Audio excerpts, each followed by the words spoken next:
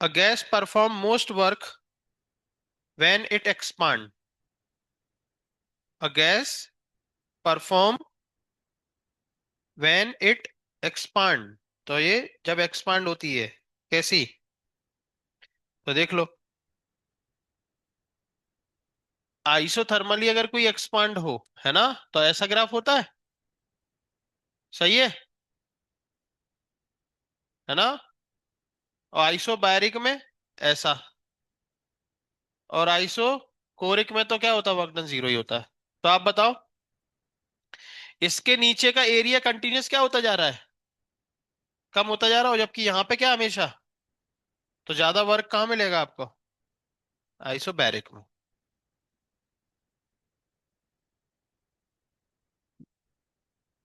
24। The internal energy change in a system that has absorbed 2 kilocalorie of heat and done 500 joule of work is।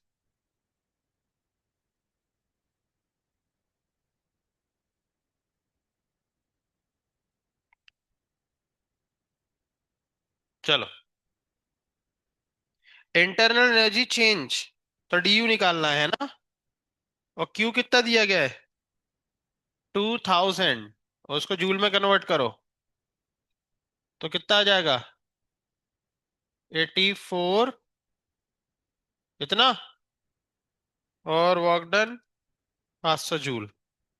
तो DU क्या होता है, Q minus W, तो कर दो उसमें से 7900, आ गया। ठीक है, 24 के बाद 25।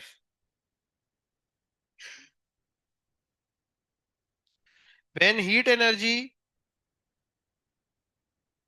of 1500 joule is supplied to a gas at constant pressure, pressure दे दिया, there is an increase in its volume, और उसके वॉल्यूम में कितना चेंज हो रहा है, 2.5 into 10⁻³ the increase in internal energy of the gas, तो इंटरनल एनर्जी में कितना चेंज होगा, तो डी यू इक्वल टू फिर से क्या, क्यू माइनस डब्ल्यू, तो कितनी हीट दी गई है, 1500, और minus P delta we, P उन्होंने दिया है 2.1 इंटू 10⁻5, और डेल्टा वी कितना दिया है, 2.5 इंटू 10⁻³ तो 1500 माइनस, ये कितना बचेगा, 10⁻²। सही है, और ये दोनों डेसिमल 10⁻² से कैंसिल आउट हो जाएंगे। और 21 इंटू 25, तो 25 एकम 25, 50 और दो 52, 525, तो 1475। बोलो। हाँ सॉरी, नहीं, ये कितना हो रहा है,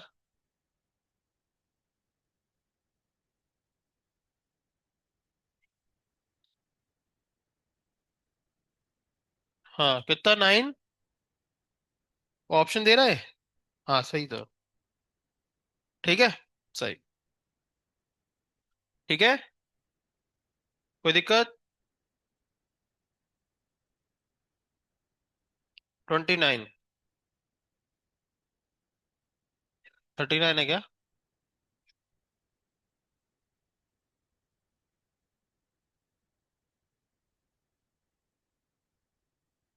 If the heat of 110 joule is added to a gas system whose internal energy is 40 joule, then the amount of external work done, है ना, amount of external work done,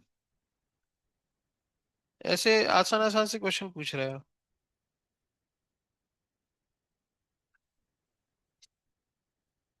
DU 40 joule, 70 joule इसका answer है। ठीक है, चलिए। 40, if 4 meter cube of a gas is heated at pressure, ठीक है, its volume increase by 10%। External work, क्या पूछा गया है? इसका भी आंसर नहीं आ रहा क्या?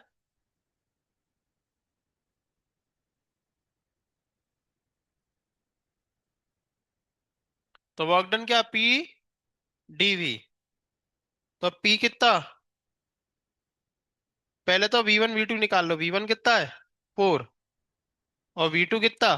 4 + 4 का 10%। तो कितना हो जाएगा? 4.4 मीटर क्यूब। अब वर्क डन निकाल लो। P कितना है?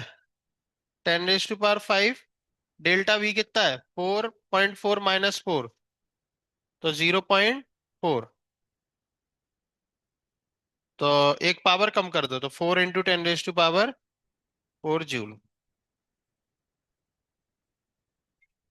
हाँ, ये आंसर करेक्शन है। सी ऑप्शन हटा दो, बी कर लो। ठीक है।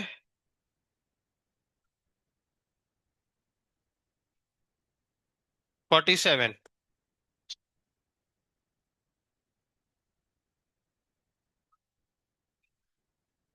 The heat energy absorbed by the thermodynamic system is going through a cyclic process shown in the figure is।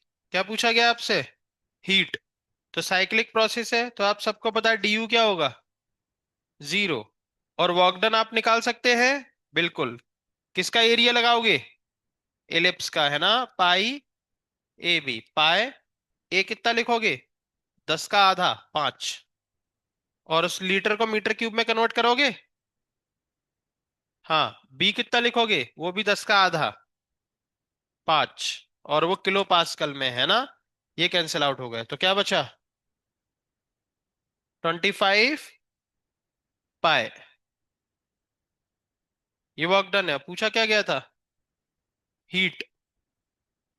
तो वर्क डन ही किसके बराबर है? हीट के बराबर है। तो इसमें क्या कांड कर दिया इनने? अच्छा, उसको थोड़ा घुमा के लिख दिया। आंसर बिल्कुल सही है ना? इस 25 को उनने एक नए तरीके से लिख दिया। 25/4 ऐसे लिख दिया। ठीक है। चलिए। 50। The ratio of work done by an ideal rigid diatomic gas to the heat supplied by the gas in isobaric. क्या बोल रहे हैं? Ratio of work done by an ideal rigid diatomic. तो वर्क डन और heat supply, और heat supply, और process कौन सी दे दी? आइसोबैरिक। तो आइसोबैरिक में वर्क डन सबको पता है कितना होता है। और क्या लिख सकते हैं? और आइसोबैरिक में जो हीट होती है वो कितनी होती है? हम्म। W + du। W+ मतलब PdV + F/2 μ/dt। इसको भी क्या लिख सकते हैं? μ/dt। तो ये कितना हो जाए? और डिग्री ऑफ फ्रीडम कितना? डायटोमिक है ना? तो 5 कितना? 5। तो 5, इसको भी लिख दो μ/dt, और इसको लिख दो 5/2 μ/dt। तो टोटल कितना हो जाएगा? 7/2 μ/dt। और ये कितना? μ/dt। रेशियो निकाल दो इनका। तो 2:7 आ रहा है ना? आएगा कि नहीं? अच्छा, ये लो। कितने वो करेक्शन है? 4।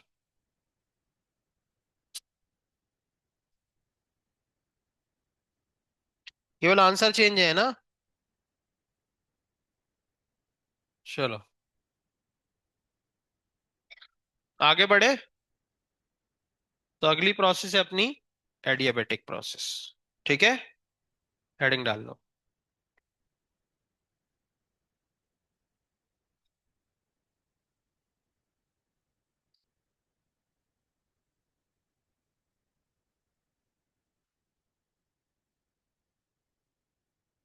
Adiabatic process.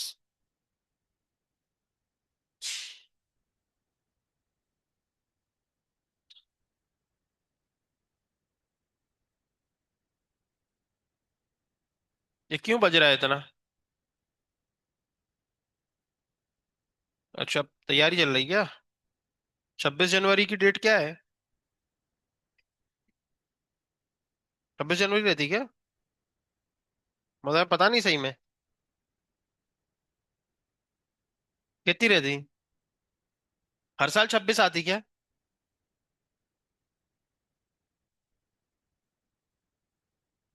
रिपब्लिक डे है क्या? अच्छा। अच्छा, वो 26 जनवरी क्या? हाँ, आप समझ में आया। वो मेरे स्कूल के टाइम पे भी, हाँ समझ गए समझ गए। उस दिन तो छुट्टी मारते थे।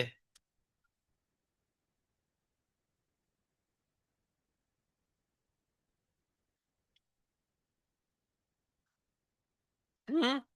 मेरे 15 अगस्त को मनाते हैं। अच्छा। सही बोल रहे हो तुम लोग यार। तब भूल भाल गए। इंडिया में 3 त्योहारों की कभी डेट नहीं बदलती। बता कौन कौन से? दीपावली डेट नहीं बदलती। इंडिपेंडेंस डे, रिपब्लिक डे और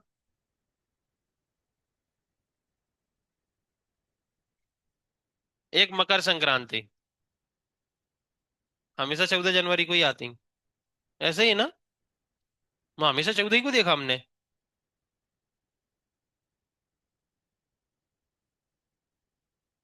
बदलती ही क्या?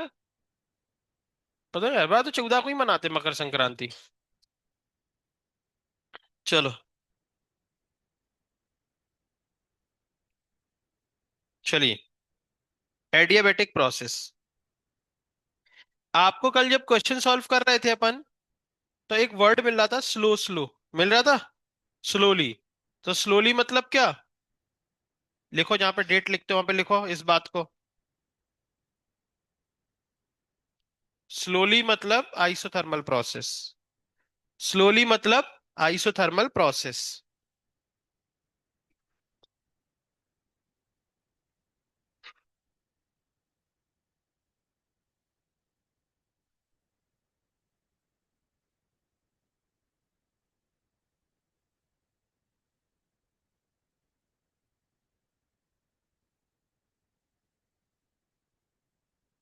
चलो, एडियाबेटिक प्रोसेस। एडियाबेटिक प्रोसेस क्या है दोस्त? पेन दे दे। दिया। एडियाबेटिक प्रोसेस देखो। एडियाबेटिक प्रोसेस एक ऐसी प्रोसेस है जिसमें DQ जीरो रहता है। क्या रहता है? DQ जीरो रहता है, मतलब हीट का एक्सचेंज नहीं होता है ना। ये अपना कंटेनर है। और ये, और इसमें क्या भरी हुई है? गैस। तो ये पिस्टन है। तो जब इसमें कंप्रेशन या एक्सपांशन किया जाता है ना, तो हीट का कोई एक्सचेंज, मतलब DQ क्या रहेगा? DQ क्या रहेगा? जीरो। और DQ जीरो रहने का मतलब ये भी मत समझना आप लोग, सुन लो। DQ जीरो होने का मतलब ये भी समझना कि सर जितनी हीट अंदर गई उसी टाइम पर उतनी ही हीट बाहर निकल गई, तो तब भी DQ क्या रहेगा? जीरो। इस केस में DQ जीरो है, लेकिन ऐसा भी नहीं मानना अपन को। DQ जीरो का कहने का मतलब मेरा ये है कि ये सिस्टम आइसोलेट है। सब है। आइसोलेटेड या इंसुलेटेड। मतलब हमें ना तो हीट का लेन करना है ना देन करना है। समझ रहे हो ना भाई? मेरे पास पैसे जीरो, इसका मतलब ये भी तो हो सकता है ना कि मेरी जेब में 50 रुपए इस जेब में घुसे और इस जेब से हमने वही रुपए वापस से फेंक दिए। तो क्या हुआ? मेरे पास क्या है? चेंज अभी भी जीरो ही है। तो ये हमें एडियाबेटिक नहीं मानना। ये एडियाबेटिक ये नहीं होता। एडियाबेटिक का मतलब होता है कि मेरी जेब में है ही नहीं पैसे, बस। समझ रहे हो ना? तो DQ क्या होता है इनका? जीरो।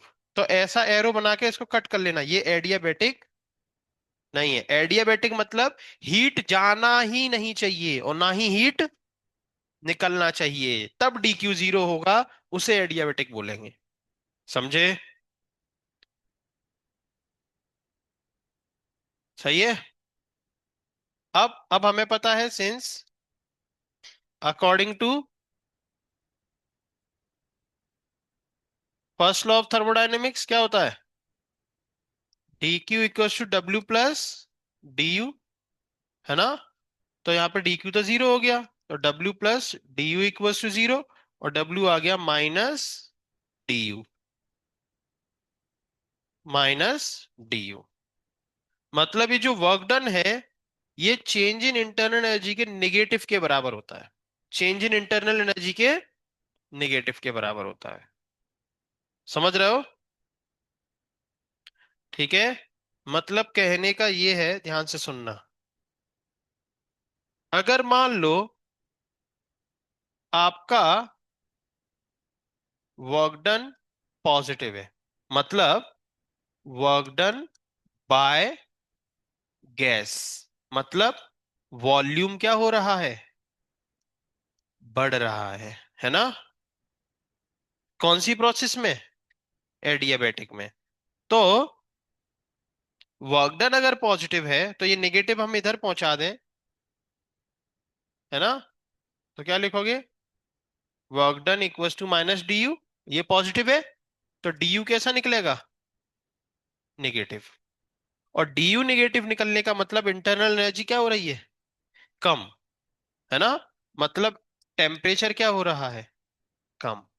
ये बात आप याद रखोगे।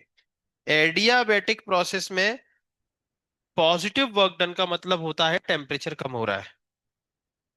जब जब आपकी गैस एक्सपांड होगी एडियाबैटिक में, तब तब टेम्परेचर क्या होगा, कम होगा। ठीक है।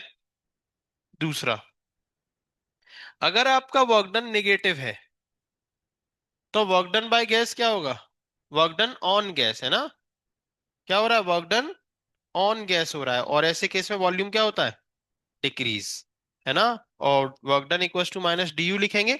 अब वर्क डन भी नेगेटिव है, तो नेगेटिव नेगेटिव क्या हो जाएंगे, पॉजिटिव। तो DU क्या निकलेगा,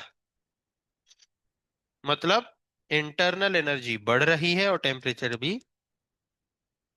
गैस का कंप्रेस होना एडियाबैटिक में, मतलब टेम्परेचर बढ़ रहा है ना?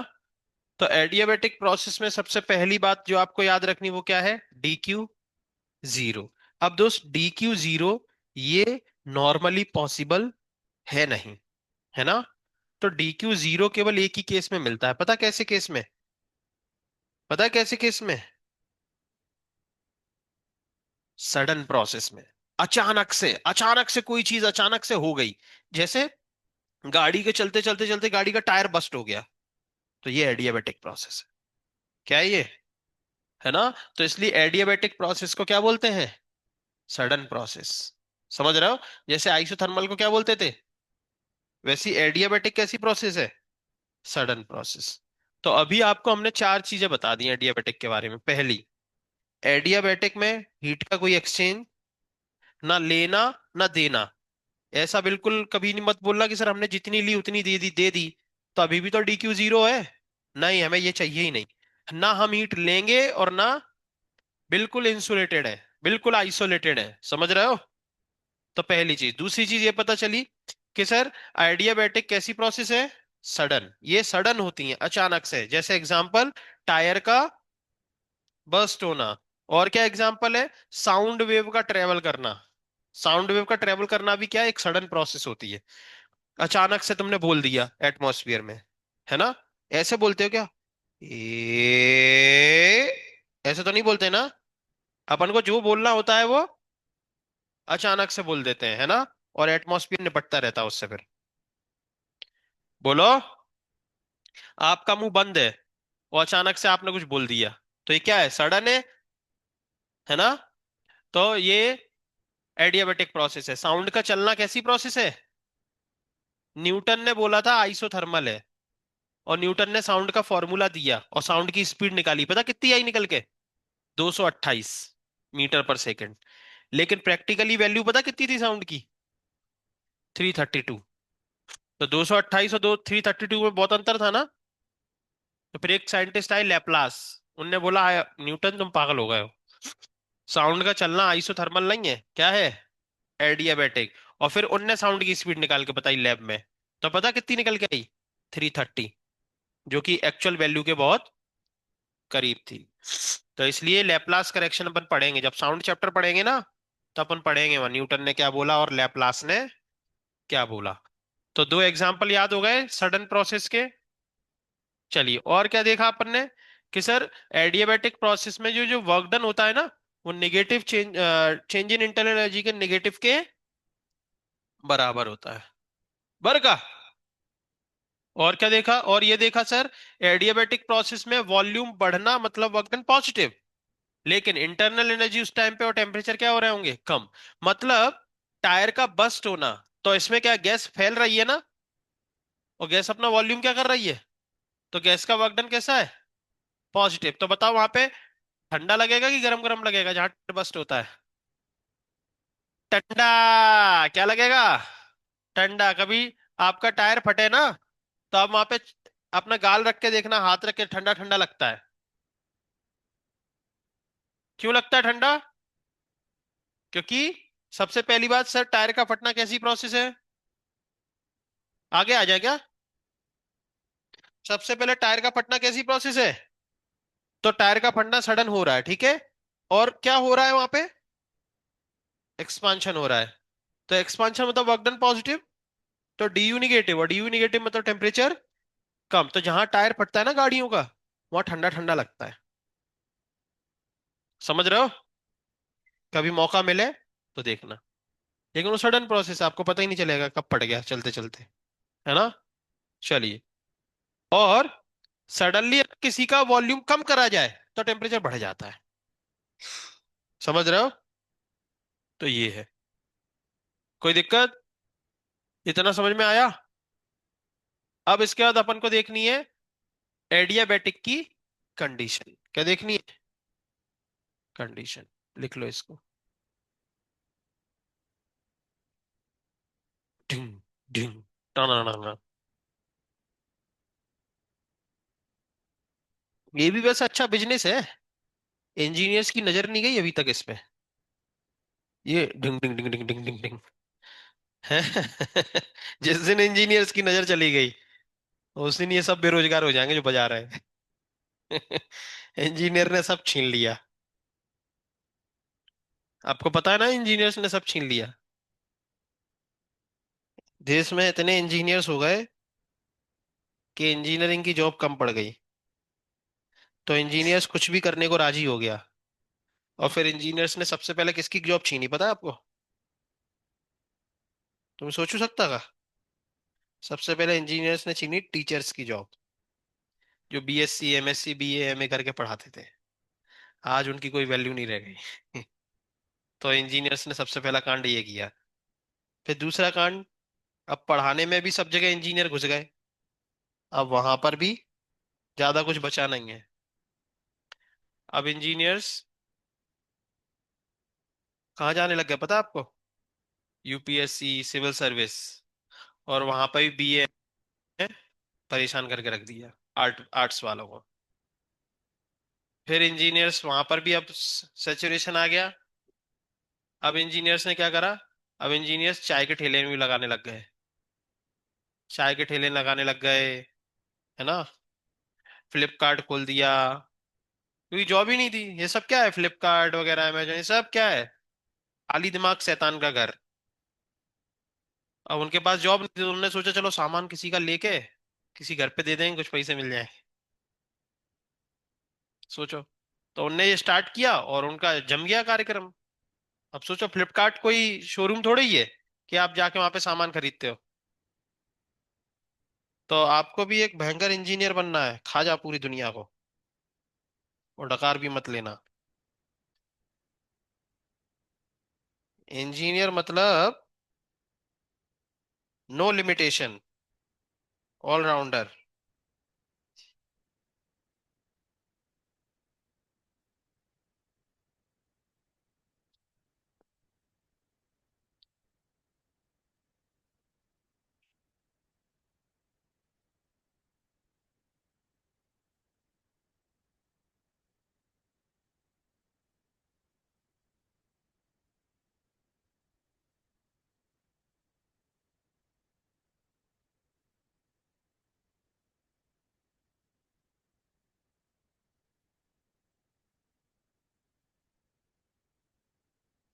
अरे सुनो,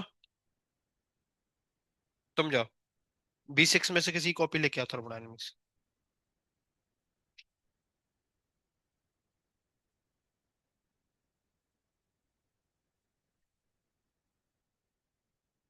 ये आगे के बच्चों की लेके आना, किसी के लिए।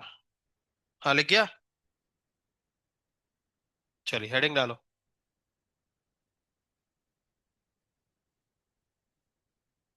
एग्जाम्पल लिखना चाहो तो लिख लो।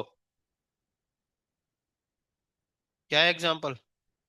और साउंड वेव का प्रोपोगेशन।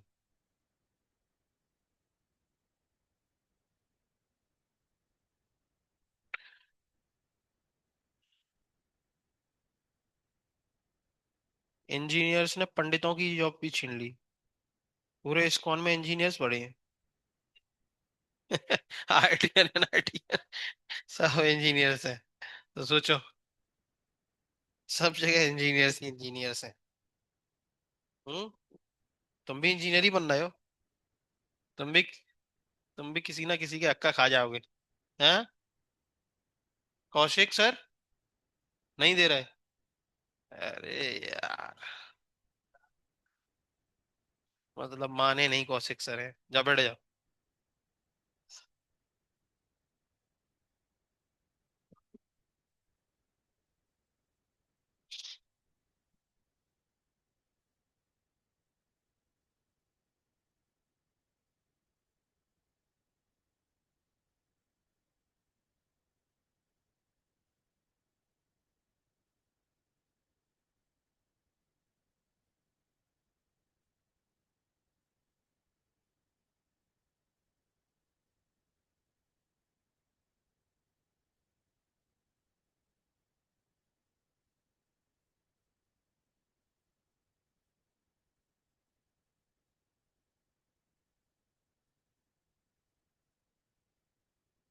हम्म। एग्जाम्पल लिख लिए?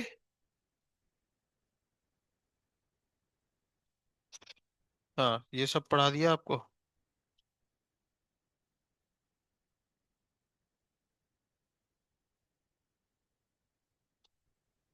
हाँ हेडिंग डालो।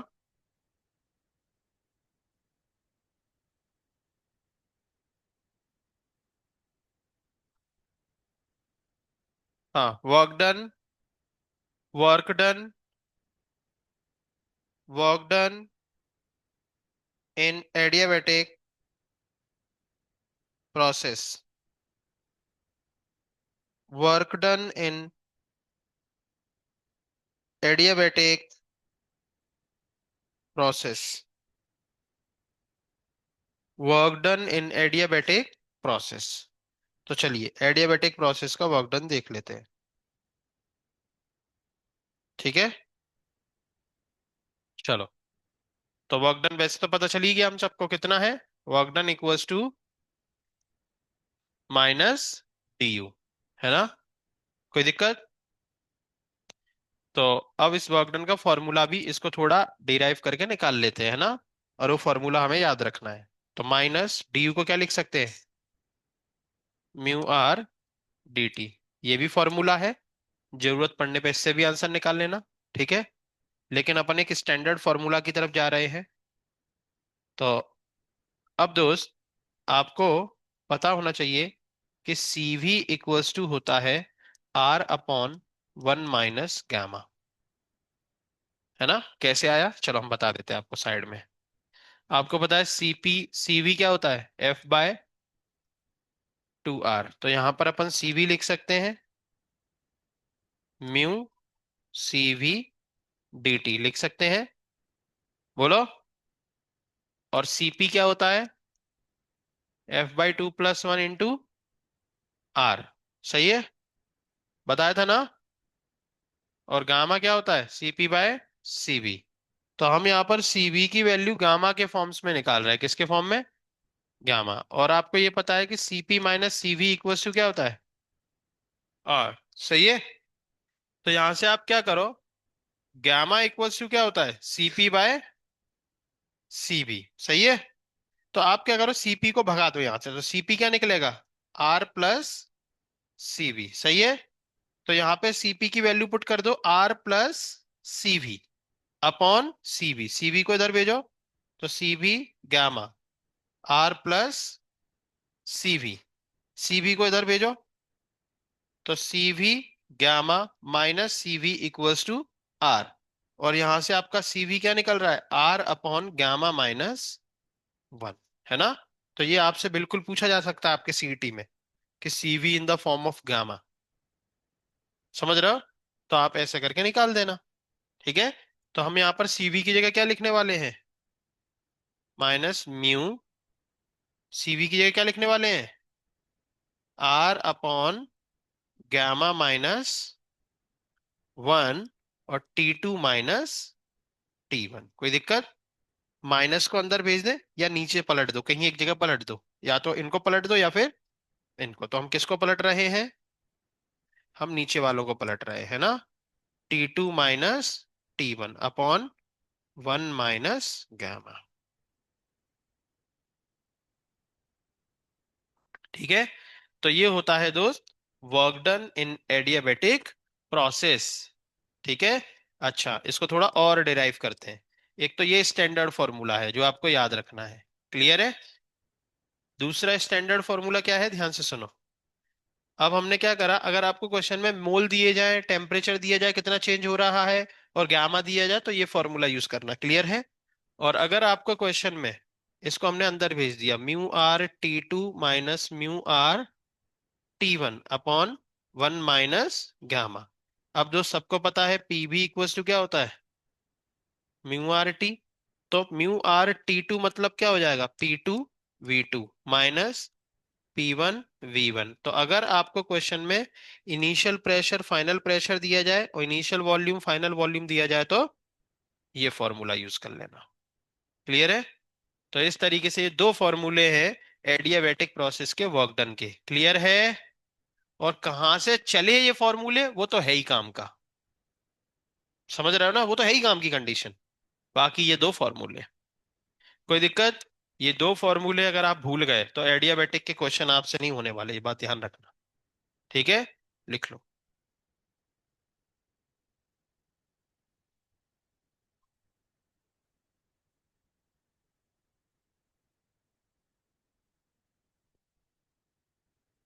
ये कब आ रही, बात नहीं होती। अरे अच्छा, जा रही क्या छोड़ के,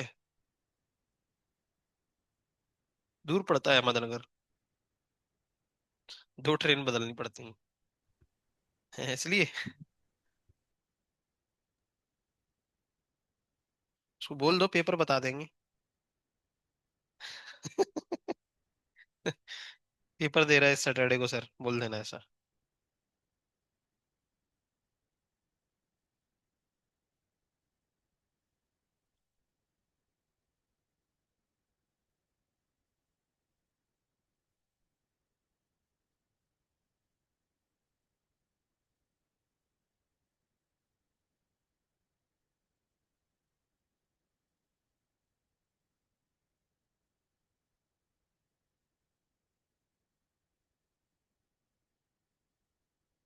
लिख गया।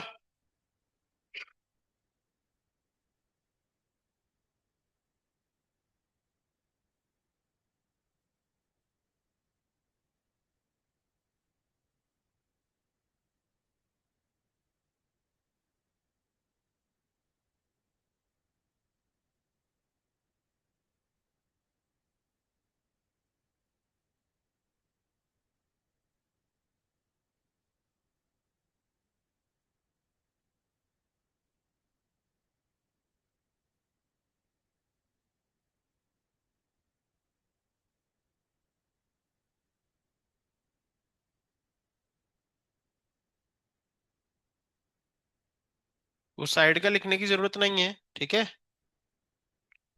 बस ब्रैकेट में लिख लेना यहाँ पे, since C V equals to R upon gamma minus one, ये लिख लेना।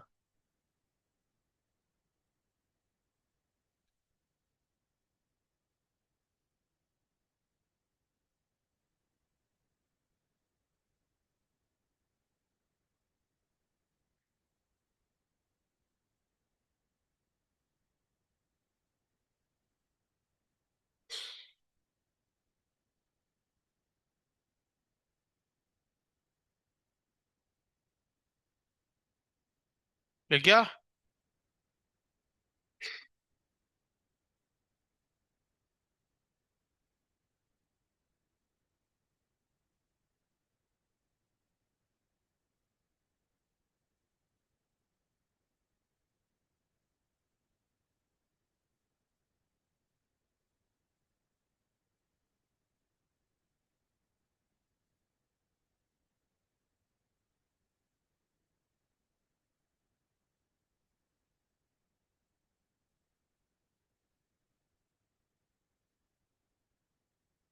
चलो हेडिंग डालो। Condition for adiabatic process. Condition for adiabatic process. लिख गया? हाँ लिखा, देखो। तो वहीं डाल लो कंडीशन।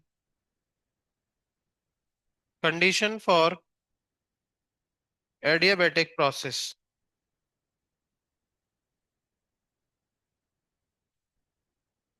हमने बोला था वो साइड वाला मत लिखना, फिर भी तुम छापे जा रहे हो। समझ में नहीं आता क्या लिखना है क्या नहीं लिखना। चलो, कंडीशन फॉर एडियाबेटिक प्रोसेस डाल दी हेडिंग।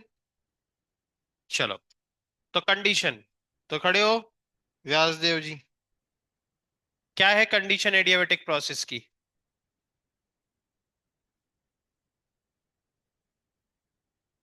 जो कि आता कहां से है? D Q equals to zero. तो ये कंडीशन है कि हीट का एक्सचेंज क्या होता है? जीरो।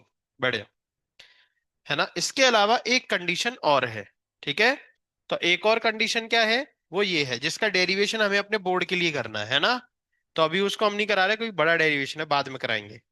तो वो है पी वी की power gamma equals to constant. ये है दोस्त आपके एडियाबेटिक की कंडीशन, देख लो। ये पी की पावर वन इंटू वी की पावर गामा, और सबको पता है गामा कितना होता है। मोनो एटॉमिक के लिए गामा कितना होता है, डाया के लिए कितना होता है, पॉली के लिए कितना होता है, सबको पता है। तो गामा वही होना चाहिए। कुछ और अगर हुआ यहाँ पे जैसे पी वी स्क्वायर, तो क्या ये एडियाबेटिक है? पी की पावर वन तो ठीक है, लेकिन वी स्क्वायर मतलब गामा कितना हो गया? टू। तो गामा टू किसका होता है? हमने पढ़ा क्या? किसी का नहीं पढ़ा, मतलब ये एडियाबेटिक। तो ये कहाँ, तो फिर ये कौन सी प्रोसेस है? ये एक अलग प्रोसेस है जिसको पॉलीट्रॉपिक बोलते हैं। क्या बोलते हैं? पॉलीट्रॉपिक, जो बाद में आएगी। ठीक है? और वो हालांकि अपन को पढ़ना भी नहीं है। ठीक है? बात समझ में आई? बोलो।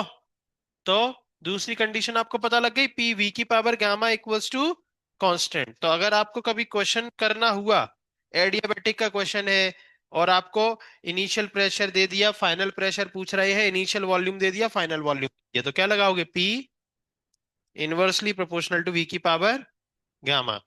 तो क्या होगा? P one upon equals to V two upon V one की पावर गामा। यहां से न्यूमेरिकल सॉल्व होंगे आपके।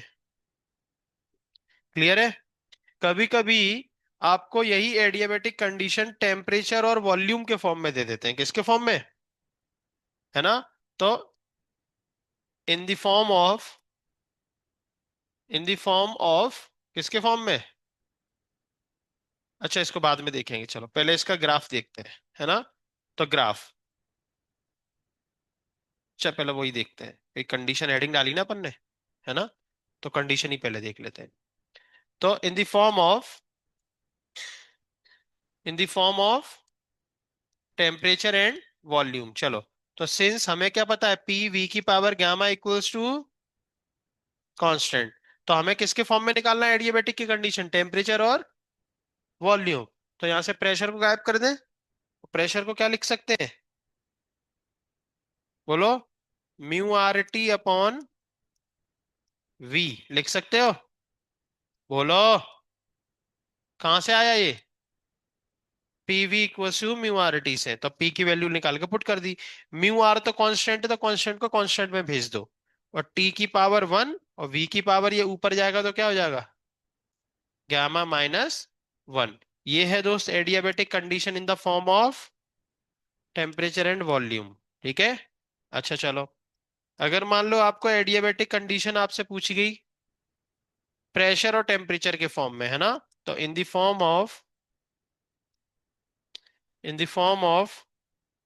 हेलो। प्रेशर एंड टेम्परेचर, है ना, तो अब क्या करें, फिर से वहीं से स्टार्ट करो। पी वी की power gamma equals to constant, किसको भगाना है, वॉल्यूम को, तो वॉल्यूम की जगह क्या पुट कर सकते हो, mu R T upon P, है ना, गामा इक्वल्स टू कांस्टेंट, तो क्या आ जाएगा, पी की पावर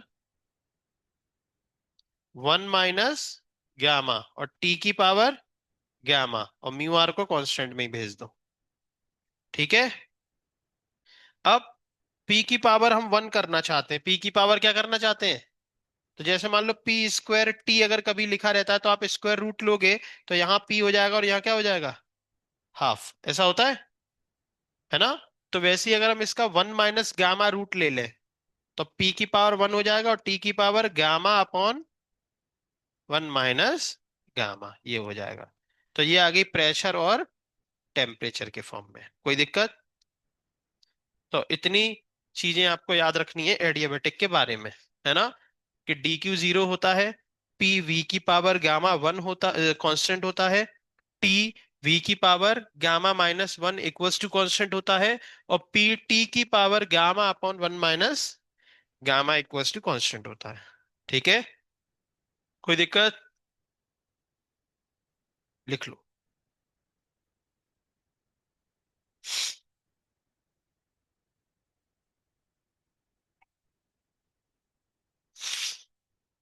तो आपको ये सारी कंडीशंस याद होनी चाहिए, ठीक है।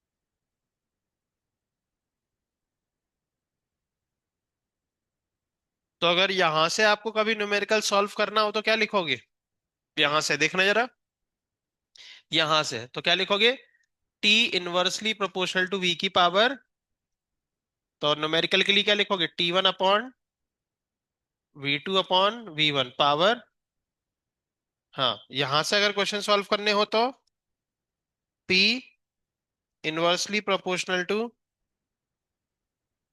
गामा अपॉन 1 - गामा, और P1/P2 इक्वल्स टू,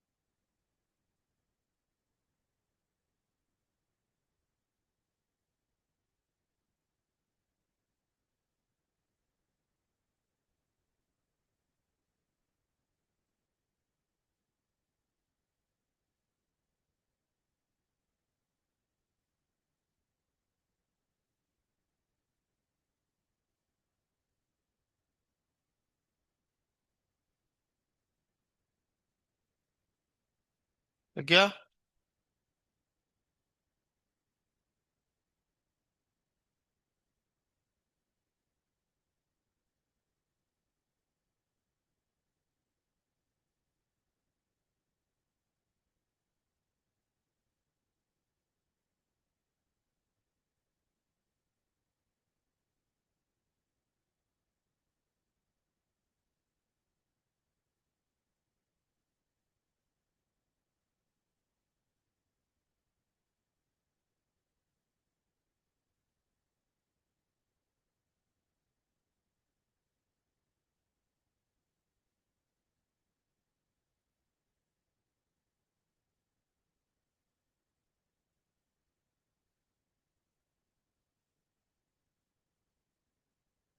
लग गया?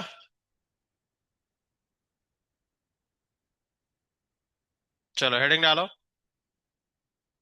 हाँ, हेडिंग डालेंगे अगली। PV graph and slope for adiabatic process. PV graph and slope for adiabatic process. चलो अब इसका पीवी ग्राफ देखते हैं ना, अपन ने हर एक उस प्रोसेस में देखा है, देखो जाके। देखो, जाओ पीछे जाओ हर एक प्रोसेस में, पीछे जाओ जल्दी। और आइसोथर्मल पीवी ग्राफ कैसा है? हैं? ग्राफ पहले बोलो, ग्राफ कैसा है? अच्छा, ऐसे बोलोगे ग्राफ? पी और वी का ग्राफ कैसा है? Hyperbolic, parabolic? पता नहीं तो। हाँ, फिर आइसोबैरिक का और स्लोप कितना है पीवी का आइसोथर्मल में? Minus P by V. ठीक है, चलो आइसोबैरिक पे जाओ। क्या स्लोप है पीवी का? जीरो, है ना? और ग्राफ कैसा है?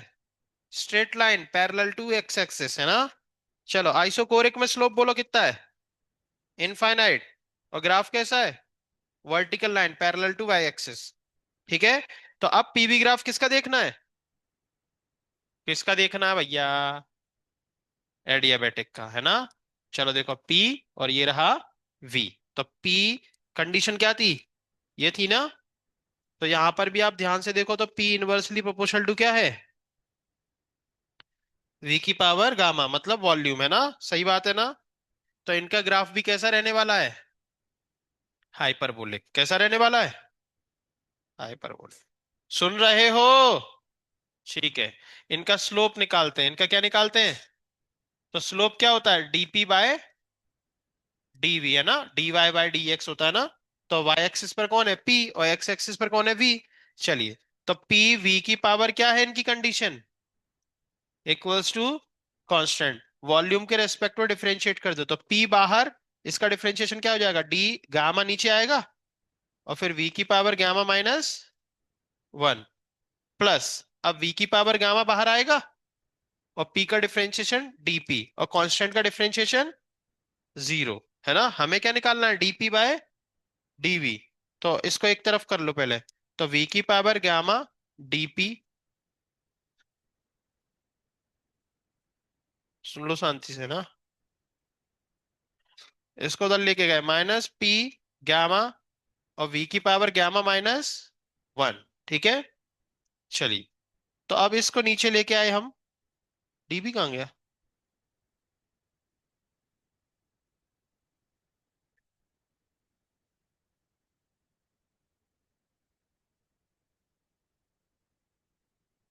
हाँ, पी बाहर, वी की power gamma minus one DV, और गामा नीचे आ जाता है ना, ये।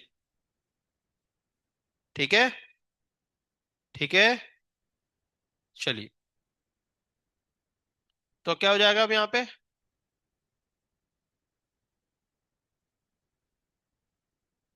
वी की पावर गामा डीपी, और पी गामा वी की पावर ये डीवी। ठीक है, चलिए, हमें क्या निकालना था? डीपी बाय डीवी, है ना?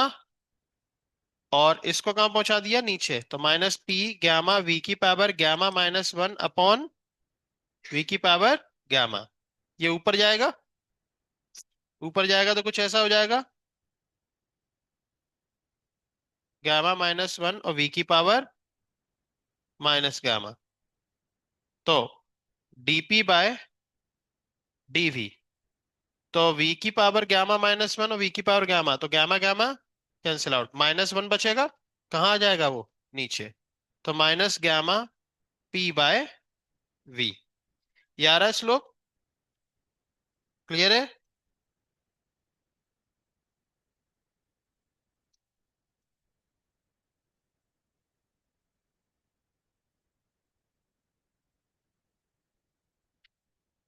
कोई दिक्कत? बोलो। तो यहां पर आपको एक बात पता चली, ये डेरिवेशन आपको याद नहीं रखना, ये स्लोप याद रखना है। आइसोथर्मल का स्लोप कितना था और एडियाबैटिक का स्लोप कितना है?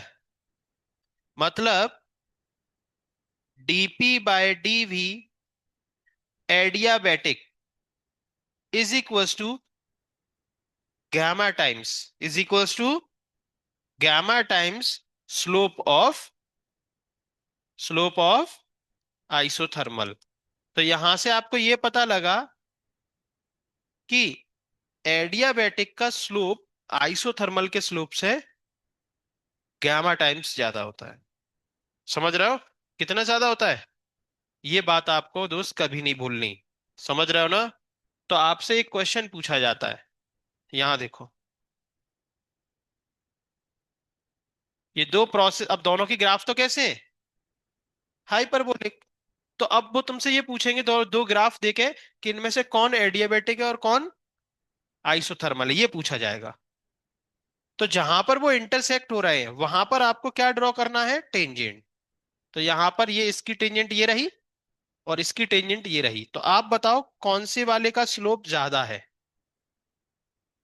ये ग्राफ वन है और ये ग्राफ टू है, किस ग्राफ का स्लोप ज्यादा दिख रहा है?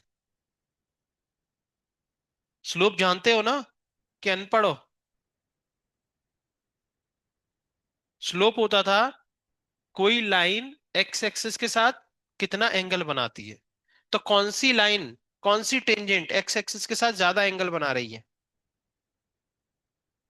दो ग्राफ पर खींची गई या फर्स्ट ग्राफ के ऊपर टेंजेंट ड्रॉ करी गई? इसके ऊपर जो टेंजेंट ड्रॉ करी गई है उसका एंगल इस वाले एंगल से क्या है? ज्यादा। इस वाली टेंजेंट का एंगल कम है और इस वाले का ज्यादा है। तो दोस्त ये जो सेकंड नंबर है ये ग्राफ है एडियाबेटिक का, और जो फर्स्ट नंबर का ग्राफ है वो है, तुम लोग समझ नहीं पाए दोस्त। ये क्वेश्चन आता है सीईटी में, जेई में, एडवांस में, सब जगह पूछा गया है ये क्वेश्चन। ठीक है, चलो अब बताओ तो फिर। अब बताओ। हाँ, इन दोनों में कौन एडियाबैटिक है और कौन आइसोथर्मल है? तो जहां वो इंटरसेक्ट कर रहे हैं वहीं पे क्या ड्रॉ करो? टेंजेंट। तो जब आप टेंजेंट ड्रॉ करोगे तो आपको पता चल रहा है कि किसकी टेंजेंट बड़ा एंगल बना रही है, पहले वाले की कि सेकंड वाले की? हाँ, सेकंड वाले की है ना। भाई टेंजेंट क्या होती है? खड़ी लाइन। स्लोप क्या होता है? ढलान। तो ढलान ज्यादा किसकी है? सेकंड वाले की। तो सेकंड वाला कौन है? एडियाबैटिक। सेम आंसर है इसका भी, है ना, सेम आंसर है। ठीक है, और बात करेंगे इसके ऊपर, टेंशन मत लो। हमें ये बताओ कि आपको ग्राफ समझ में आया उसका, कैसा रहेगा? हाइपरबोलिक। उसका स्लोप समझ में आया? गामा टाइम्स ऑफ आइसोथर्मल का स्लोप, और आइसोथर्मल का स्लोप कितना होता है? माइनस पी बाई बी, उसमें गामा से क्या कर दो? मल्टीप्लाई, तो एडियाबैटिक का स्लोप बन जाता है। क्लियर है? लिख लो।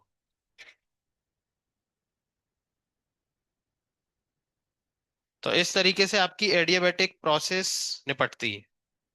ठीक है, और अब हम इसके करेंगे क्वेश्चंस कल से।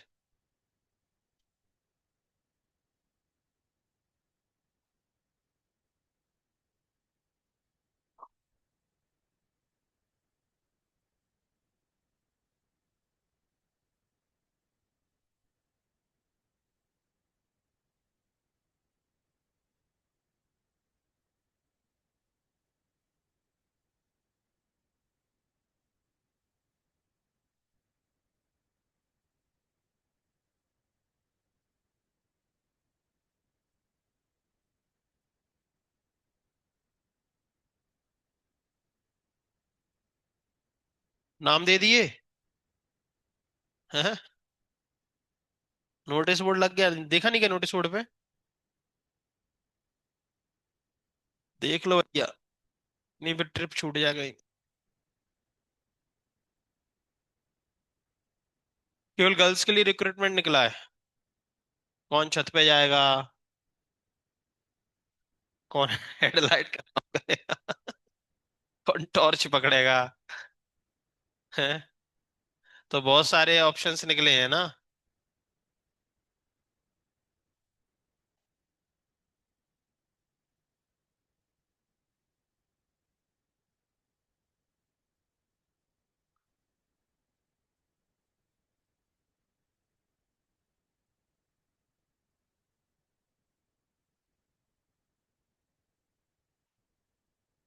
रोबोट मूवी देखी वो? रोबोट रोबोट ही है वो। चलते चलते गाड़ी बन जाता है। नहीं, वो ट्रांसफॉर्मर से तो अच्छा रोबोट ने दिखाया है। चिट्टी। तो चिट्टी की जॉब निकली है। बहुत सारी चिट्टियां लगेंगी उसमें। चिट्टियां पाई।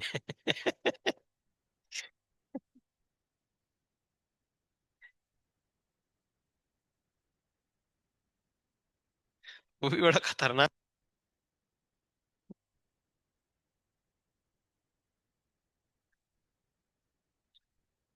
वो ट्रांसफॉर्मर में वो एक्चुअल में ट्रक बना देते हैं, लेकिन यहाँ तो चिट्टी चिट्टी मिलके ट्रक बनता है भैया।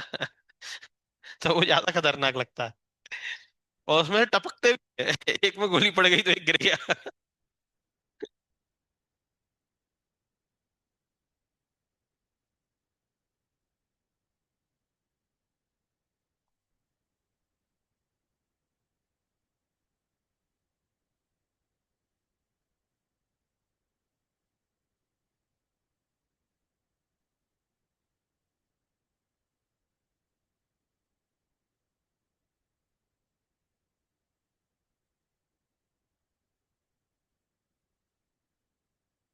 चिट्टी चिट्टी चिट्टी तो लगा है पाई से।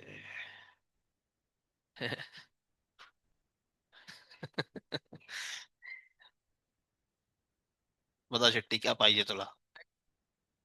हैं? चिट्टी एक बहुत पॉजिटिव कैरेक्टर है। चिट्टी बनना भी बहुत भाग्यशाली जीवन हो जाएगा, भाग्य है। सोचो,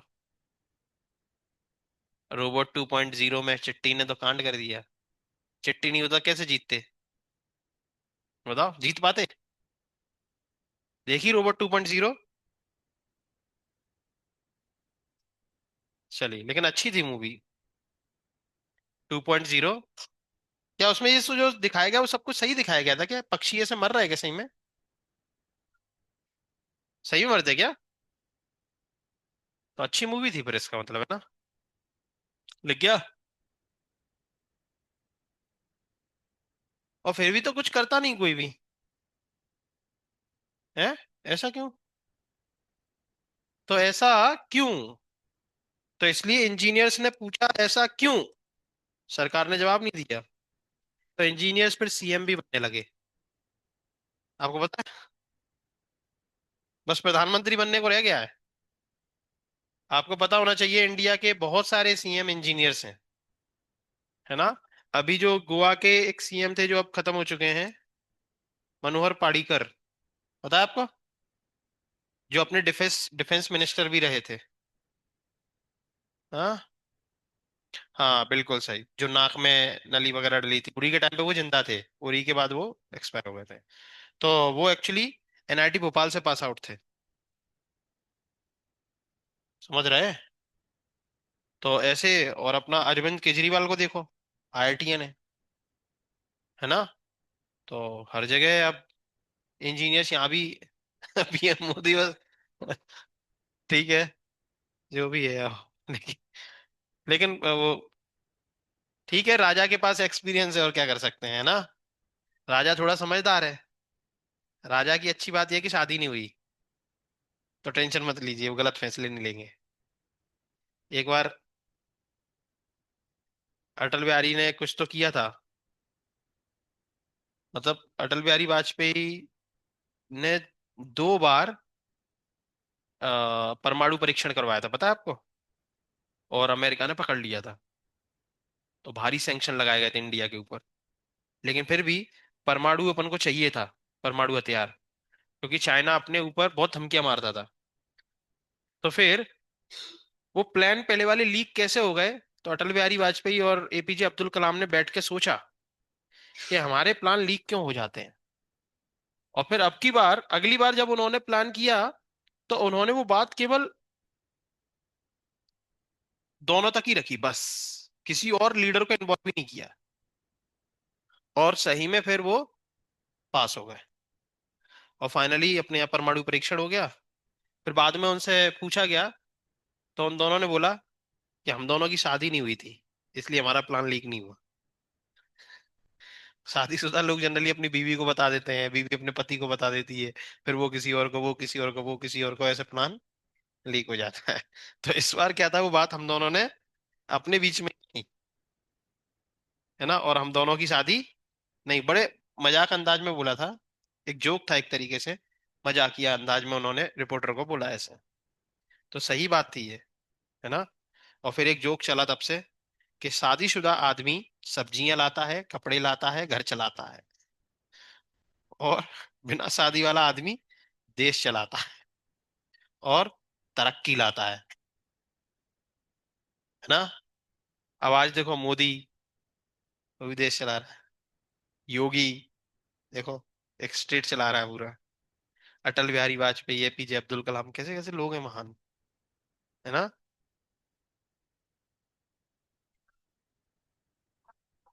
चलिए, ये क्वेश्चन लिखो,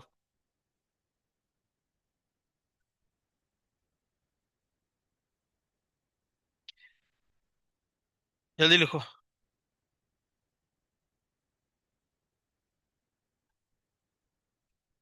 ये कॉपी पहुंचा देना उसको, है ना। ये एग्जाम्पल नहीं भी लिखोगे तो चलेगा, हम कल वापस से कराएंगे। ठीक है, कल अपन को इसके क्वेश्चंस करने हैं, तो कल की क्लास ना छोड़े कोई भी।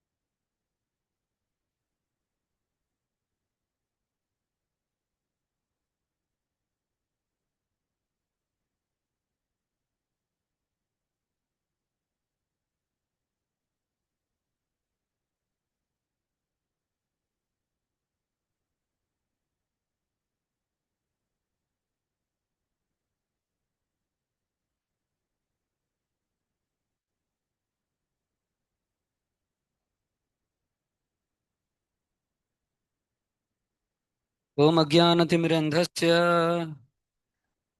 ज्ञानाञ्जनशलाकया चक्षुरोन्मिलितं येन तस्मै श्रीगुरुवे नमः। जय श्रीकृष्ण चैतन्य प्रभु नित्यानंद श्री अद्वैत गदाधर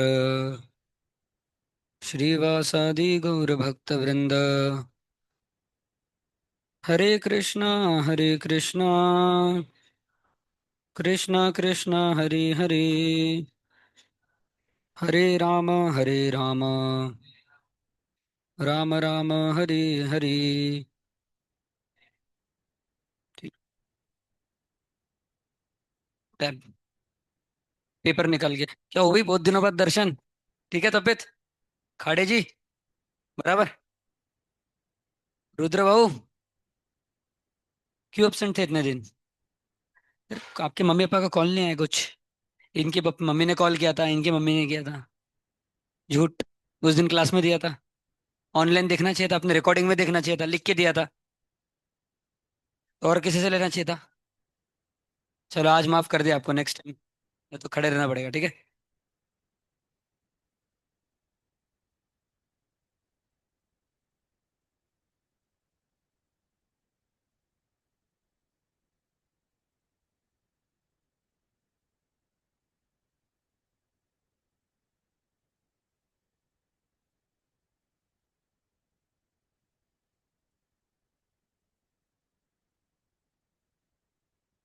तो वेंकटेश 30 मार्क, मतलब कुछ नहीं हरा डिफरेंशिएशन। हर्षद को जता गए भाई। पेपर क्या? क्यों भाई, घर पे जाना था क्या कराटे खेलने? श्रावणी